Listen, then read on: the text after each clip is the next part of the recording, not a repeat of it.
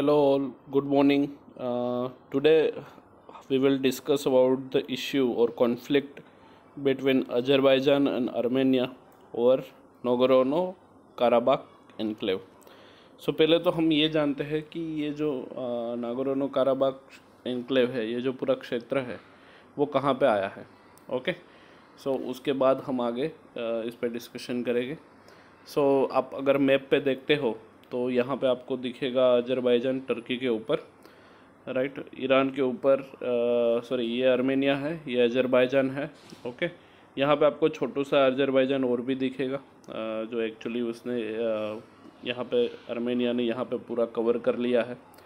इन दोनों के बीच में यहाँ पे जो येलोइश पार्ट आपको दिख रहा है that is a Russian territory, जो रशियन की पीस कीपिंग फोर्स है इधर, उसने टेरिटरी ऑक्यूपाई कर ली है। यहाँ पे जो रेड डॉट्स आपको ऊपर दिख रहे हैं that is a territory of Azerbaijan occupied by Armenia. Okay, and territory of Armenia यहाँ पे आपको ग्रीन डॉट्स दिखेंगे। तो कुछ ना कुछ दोनों ने कहीं से भी कुछ ना कुछ कैप्चर किया हुआ है। एक्चुअल में स्टोरी क्या है अभी तक कि आप देखोगे आर्मेनिया के प्राइम मिनिस्टर कौन है, तो के निकोल पाशिन्यान, एंड अजरबैजान के प्रेसिडेंट है इल्हाम। उन लोगों ने क्या, अभी जो May 23, जो लास्ट अभी May 23 गया था, वो उसने क्या किया है कि जो भी बॉर्डर सिक्योरिटी के रिलेटेड उसका इशू है, जो डिलिमिटेशन कमीशन है, वो सारा बिठाया था और उसके ऊपर जो भी उनका कॉन्फ्लिक्ट है उस पर रिजोल्यूशन लाने का डिस्कशन किया गया है। ओके, अभी इनकी वजह से क्या हुआ कि ये दोनों ने जब डिसाइड किया कि हम बैठ के बात करेंगे, तब वहाँ के जो लोकल लीडर्स है उनका जो उनको अगेंस्ट में प्रोटेस्ट होने लगे हैं, राइट। आर्मेनियन कैपिटल है Yerevan and other parts of the country में वहाँ पे प्रोटेस्ट स्टार्ट हो गए हैं। ओके, इसको हम स्टार्टिंग से देखेंगे कि दोनों के बीच में कॉन्फ्लिक्ट कैसे चालू हुआ। तो आपको देखने को मिलेगा कि नगोर्नो काराबाख क्षेत्र जो है पूरा दैट इज़ अ लैंडलॉक्ड, मतलब कि वहाँ से कोई की तरह का समुद्र का उससे कंटेंट नहीं है, माउंटेनियस है, राइट, फॉरेस्टेड रीजन है पूरा, और वो अजरबैजान की बाउंड्री की तरफ पड़ता है। ओके, इसको आर्मेनिया में अर्टसक के नाम से भी जाना जाता है और वहाँ पे प्रीडोमिनेटली एथनिक आर्मेनियन पॉपुलेशन रहती है और अजरबैजान की जो पॉपुलेशन है वो माइनॉरिटी में है। अभी आप उस पर मैप में देखोगे तो काकेकस रीजन है, साउथ काकेकस रीजन है वहाँ से, और modern day Armenia, Azerbaijan, Giorgia उसके साथ वो पड़ा रहता है। ओके, नागोर्नो काराबाख क्षेत्र जो है वो अभी आर्मेनियन किंगडम का पार्ट है। उसको बहुत सारे एम्पायर्स ने ओवर द सेंचुरीज रूल किया है, जैसे ऑटोमन एम्पायर है, पर्शियन है, रशियंस है, उन सब ने उस पर रूल किया है, राइट। अभी उस पर डिस्प्यूट कैसे चालू होता है कि जैसे आर्मेनिया, अजरबैजान, जियोर्जिया वो रिपब्लिक्स सेपरेट होते हैं, तो अजरीस जो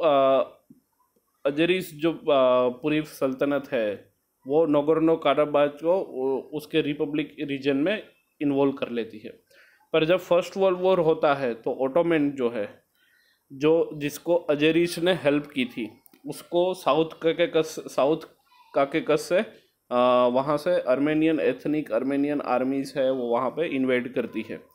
अभी ऑटोमन उसको रिट्रीट करता है, पर at the end of the world war Azerbaijan and Armenia जो है वो फुल ब्लोन वॉर में 1920 तक पूरा फुल ब्लोन वॉर में रहते हैं।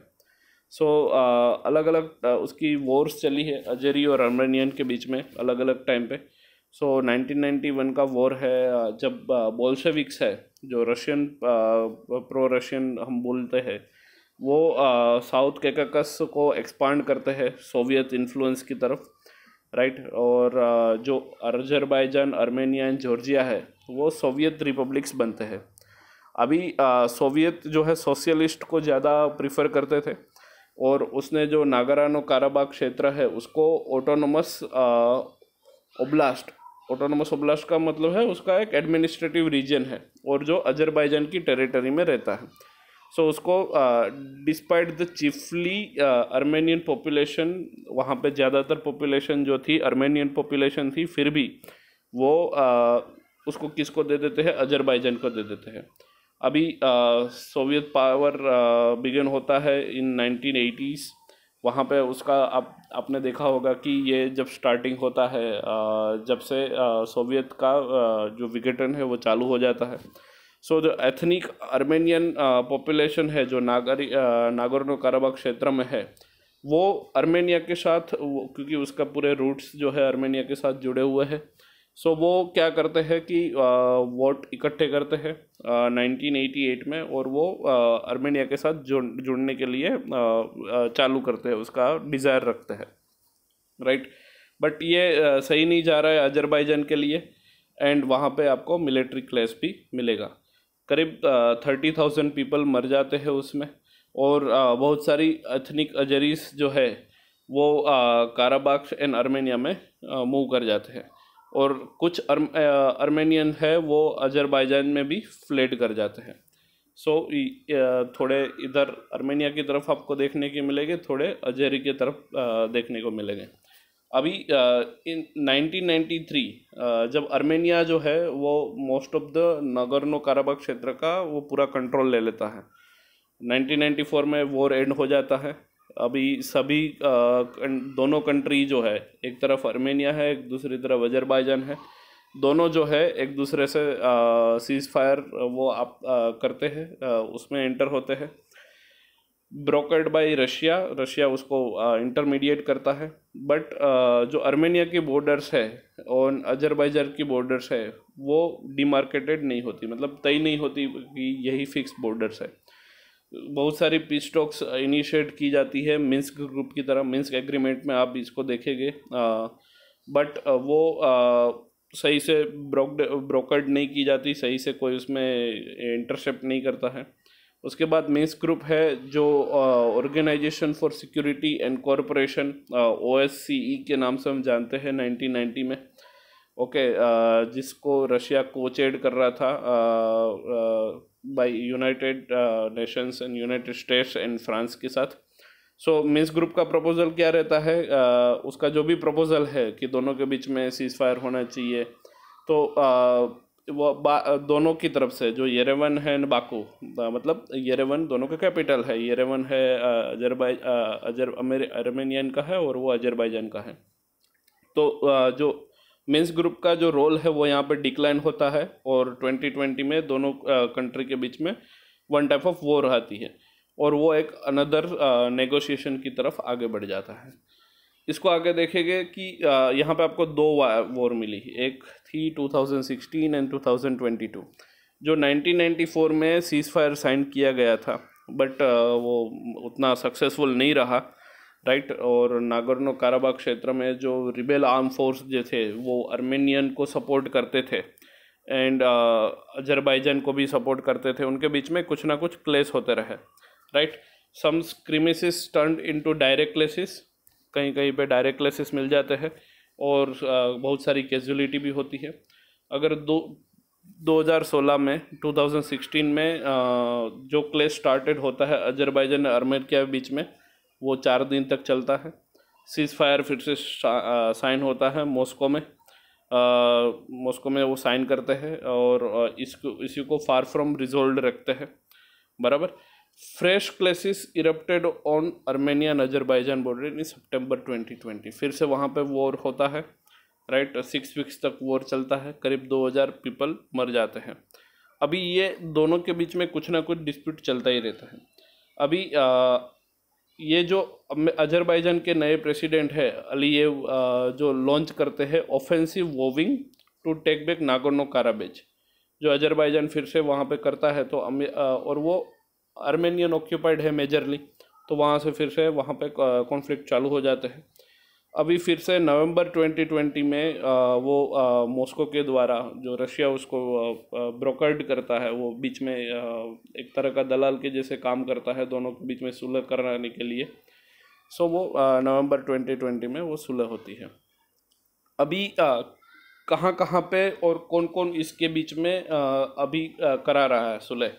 सो अभी नवंबर 2020 में आप देखोगे सीज फायर हुआ है, बट फिर भी वहाँ पे क्लेशेस देखने को मिलते हैं, right. 7 Azerbaijani and 6 Armenian soldiers where killed in the brother clash, फिर भी वहाँ पे मर गए हैं। सो इसके एफर्ट के चलते मिन्स्क ग्रुप है जो बहुत सारी बार अनसक्सेसफुल भी रहा, आपने देखा होगा, right. And Baku shown an opportunity to introduce its own peace proposal. Baku means ये आर्मेनियन की कैपिटल है, उसने मतलब वो कैपिटल के नाम से हम बोलते हैं जब इंटरनेशनल डिस्कशन करते हैं। सो म्यूचुअल रिकॉग्निशन के लिए, टेरिटोरियल इंटीग्रिटी के लिए उसने खुद से ही बोला है कि हम इंटरनली ये मामला सुलझा लेंगे, right, meaning the recognition of Nagorno Karabakh with Azerbaijan territory. So देखते हैं अभी इनका, अभी तक तो कुछ हुआ नहीं है, तो आगे क्या होता है, राइट। जैसे यूरोपियन यूनियन है, उसने भी एक पॉलिटिकल पोटेंशियल पीस ब्रोकर के हिसाब से यहाँ पे थोड़ा इंटरेस्ट दिखाया है। जैसे यूरोपियन काउंसिल के प्रेसिडेंट है चार्ल्स मिशेल, राइट, वो स्पीयर हेडेड, उसने मीटिंग करवाई दोनों कंट्री के बीच में अभी मई 22 को जो मीटिंग हुई, जिसके वजह से यहाँ पे प्रोटेस्ट स्टार्ट हो गए। अभी दोनों कंट्री एक फॉर्मुलेट करने के लिए रेडी हो गए बॉर्डर सिक्योरिटी के लिए। डिलिमिटेशन कमीशंस भी आ गया है, दोनों के बीच में स्टार्ट हो गया है, एक तरह का पीस डील स्टार्ट हो गया है। सो अगर परमानेंट सॉल्यूशन यहाँ पे मिलता है तो जो भी अभी तक कैजुअलिटी अभी तक होती आई है वो यहाँ पे बच सकती है। सर देखते हैं अभी ये इश्यू को आगे ये लोग कितना लंबा खींचते हैं।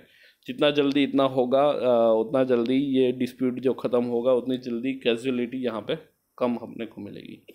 So thank you all for joining.